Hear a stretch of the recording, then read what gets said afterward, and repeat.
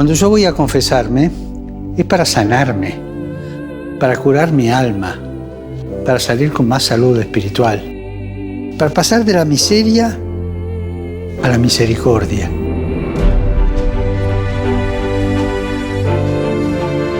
El centro de la confesión no son los pecados que decimos, sino el amor divino que recibimos y que siempre necesitamos. El centro de la confesión es Jesús que nos espera, nos escucha y nos perdona.